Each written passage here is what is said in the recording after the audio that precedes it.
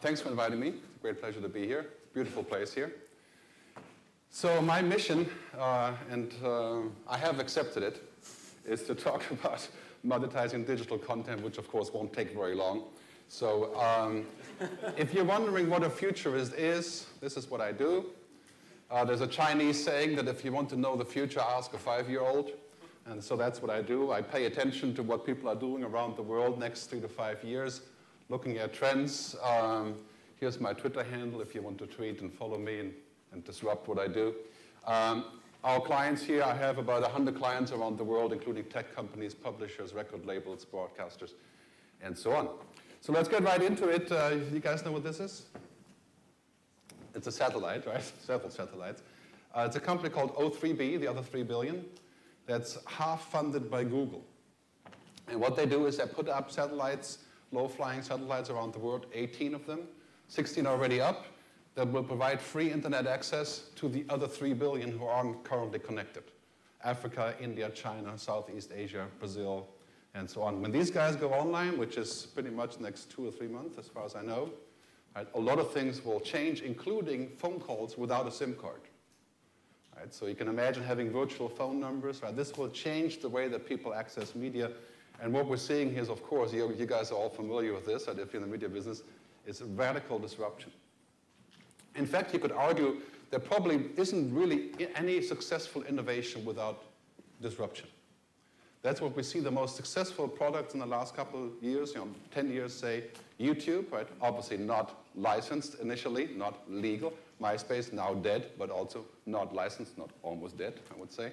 So disruption, right? And basically Henry Jenkins, a professor at MIT, said something very interesting. This is not about cool tech stuff. It's not about devices. It's not about apps. It's not about iPads, right? It's about emerging cultural practices. People buy differently, they vote differently, they learn differently, they connect differently, they do different business. Right? All of a sudden, we have different cultural practices. YouView is a change of viewing habits. It's not a box. Right? This is about we live differently. We don't wait for the TV show to start at 8 p.m. We want it to start at 8 a.m. when we have time, in the car. Right? So that's cultural practice, quite different there. This is a chart from a friend of mine, Ross Dawson from Australia. He's putting together the newspaper Extinction Timeline saying, the US, of course, is first, the most progressive here, or regressive, whatever you want to call it. 2017 in the US, you guys are quite lucky because you're second. Right? So you got another 6 years to go until people stop printing newspapers, which that's what he says. I don't entirely agree. But basically, this is a sort of an example of disruption. Right? I mean, in the end, we have to just ask a simple question. Do we want to pay the truck drivers and the printers, or do we want news? Right? Do we want to pay for news, or do we want to pay for the trucks? That's where we're heading with this debate. And you can see, of course, mobile data is exploding around the world. I mean, not just of tablets, but in general. I mean, the people who are mostly online doing web search and stuff are the Africans. 6.4% of people in Africa with a mobile phone search on the web, more than we do in Europe. Right? I mean, if you're looking at this number, today a poultry is some 300 petabyte, right? In 5 years, 7,000 petabyte a month, right? Being consumed by mobile consumers. Right? So what will the telcos do if there's any telcos and operators here? I mean, of course, this is a big problem, right? Because basically, if you don't engage up the food chain, you'll be left paying a huge bill, right, for all the throughput that people generate. So in a way, you could argue mobile data also means basically that you have empowerment, right? I mean, if you go right now, you can get an app like Flight Tracker, and then you're at the airport, and you will know more about the upcoming flight than the person at the gate, right? Or TripAdvisor or Quip. I mean, this is all about empowerment of consumers, right? I mean, if you have Spotify, right, why do you need to buy iTunes? I mean, it's empowerment. You can listen to anything you want. So that's what's happening in the mobile data. And if you take one slide from the upcoming report here, looks kind of hopeful, right? But it's definitely not a magic wand. I mean, people spend money on apps between 3, 5, 10, 15 pounds the last 3 months. Quite interesting. In America, the average iPhone user spends $4.80 a month on things like divorce apps and those kind of interesting things. There's 10 of them, by the way, if you should be in the need of them. Too late for me.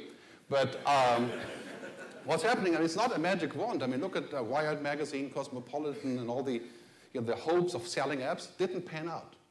First Wired app was 100,000 downloads or something, $5 each, and then it went down to 50 and 20 and 30, and now it's what, 5? Yeah. So repackaging and selling it by the unit probably won't work. Because basically what we have now is this big shift from this box here, right, these boxes here, they're about work, the computers. The future of media is not about work, right? It's about fun, right? I mean, it's obvious. Right? So 90% of the world's internet traffic will be on mobile devices, not on computers. Right? And that changes the equation completely, because these people are different kinds of people. As Kevin Kelly says, they're people of the screen and people of the bed, as you can see here from the previous slide as well. I mean, this is not the same than using the web on the computer. And that's our future. So now we're heading to a future where we're going to use whatever screen is available. So in the car, we have it on the back seat. On home, we have HD. But it's the same virtual jukebox. It's the same cloud that we're going into. That is the crucial part. And so the new money is sort of in the connection of the cloud and the crowd. I mean, how do you put the two together? Right? That's where the money comes from. It's not saying you can't listen to this show now because it's not available here or there or here, right? I mean, these kind of models are sort of walled garden models. It's all about the cloud. I mean, you guys know about cloud computing, but cloud media is where everything is going. Absolutely everything, including education, learning, e-health, money. You know, money obviously is content, some sort of form of content. So everything moving into the cloud, as you can see here, 91% of Chinese internet users are using over-the-top television. And they're actually, of course, they don't have cable or satellite in many places, right? So that's their choice, right?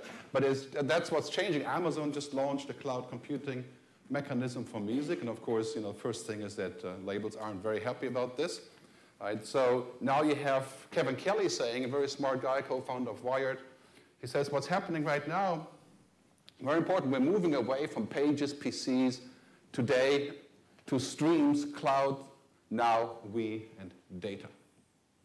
There's a huge difference here is when you look at streams, then you're inside of a stream. You don't have to keep it. Right? You don't have to buy a copy. It's enough if it streams. Go to a party of a 15-year-old kid. It used to be 100,000 songs downloaded for free and very happily downloaded for free on the hard drive. And now it's nothing. It's a playlist on YouTube. Right? Music comes from a virtual playlist. There's no downloads. So why are we pursuing the downloaders? I have no idea. Right? Because, you know, that was 5 years ago. People aren't downloading anymore. I have news for you. So basically, we have to think about the cloud. Right? What's happening here is, you know, all the business is moving to the cloud, so I suggest that we move ahead into the cloud as well. Because we're going from broadcast to broadband. And not to say that broadcast will go away, it will not. Right? But it will completely overlap with broadband. So going from the scene of the old television, 3 important things here. People have a huge amount of choices, diversity, complete fragmentation. You can watch TV shows about fixing your motorcycle all day long, if you want, or pole dancing for that matter, right? Whatever it is, right? Or you can watch cable TV. But I had this argument with my wife for 5 years. I want to get rid of cable. I don't need it. Everything I want is somewhere on the web. And in most cases, legal, actually. So then we have this, and we have this. You know, we're now connecting with like-minded people. Great book by Seth Godin called Tribes. Right? We live in tribes, in virtual tribes. My Facebook friends are the ones that tell me what I should read or look at or which movies are cool. Right? And my Twitter friends and many others. And of course, all of that stuff is mobile. I mean, this is, of course, the most important part, right? I'm not sitting at home in my office, you know, thinking about media. So that's what's happening. Out of this comes a simple deduction. If you're in the media business, it's all about curation. Right? Because the noise is going to be deafening. I mean, wait till 3 billion people go online in Brazil, Russia, China, Indonesia to generate their own content. Right? Talk about bloggers, music, uploads, video sharing, photo sharing, right? The noise will be deafening. So we need more curation, more people who are very, very good filters, professional filters. Right?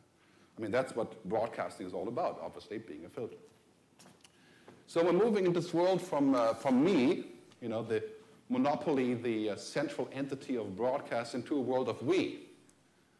And this is what Facebook is doing for us, for example. That's why it's so successful. Facebook is a broadcaster. Facebook is broadcasting you to me and me to you.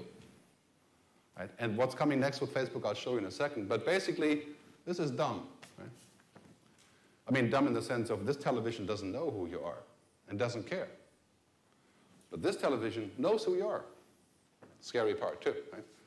So they can serve you better ad. I mean, every single television will be connected to the internet in the very near future. And we have this, right? We have a huge amount of data from what we do there. And we have roughly a $1 trillion budget of advertising, marketing, public relations, data mining, all the interesting stuff. That flows into this direction, into smart ways of advertising. So now we're people of the cloud. Right? This is gradually coming to be reality for most of us. And as Jeff Jarvis says, it's about linking. Right? I mean, the interesting part is that I'm sort of a program guide for some of you, and some of you are program guides for me. Right? Depending on, I want to read books or look at movies and so on. So now we're interested in this. We're interested in making it a fluid, simple, easy experience. We're not interested in free per se, because in Western countries we have more time, more money than we have time.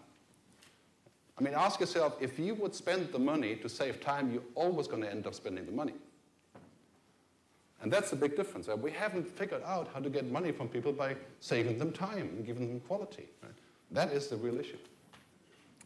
So now we're here in the cloud generating data, and as the World Economic Forum has just put out a very interesting report on personal data.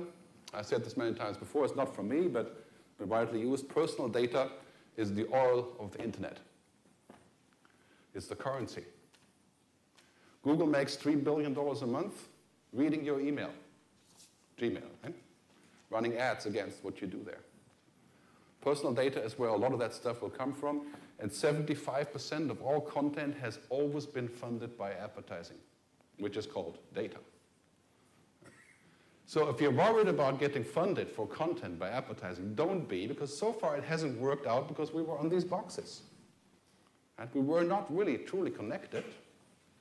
We were working. So now these boxes, the mobile devices, allow people to spend $1 trillion on marketing and promotion and advertising in a targeted way.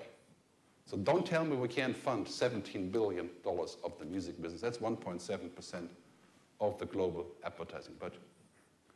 And we just have to grease and lubricate the process.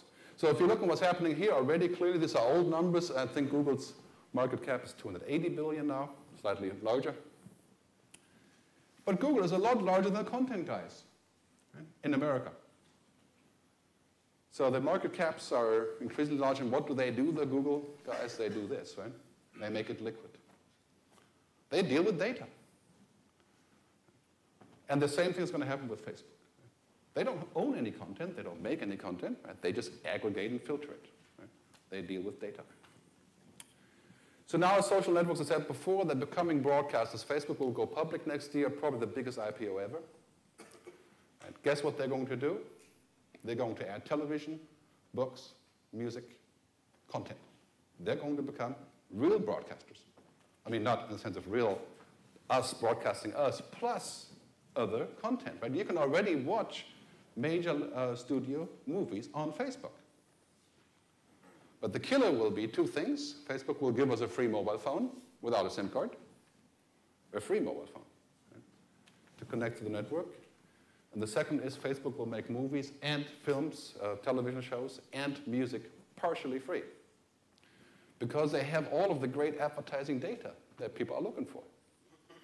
Just like cable TV used to have.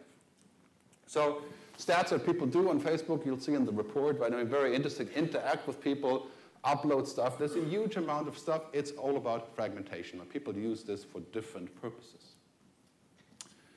So now you can argue Facebook is cable TV without the cable. Lucky them. They don't have to spend the money on satellite. Somebody else does, right? But what are you going to do about it if you're a mobile operator? I mean, look at this graph showing Facebook growing to be just as important as Google. You can watch Al Jazeera on Facebook. You can connect Facebook to Amazon to do so-called social shopping. You can watch Batman on Facebook and Zuck says he's going to turn the television, film, and music industries upside down. And he's not joking.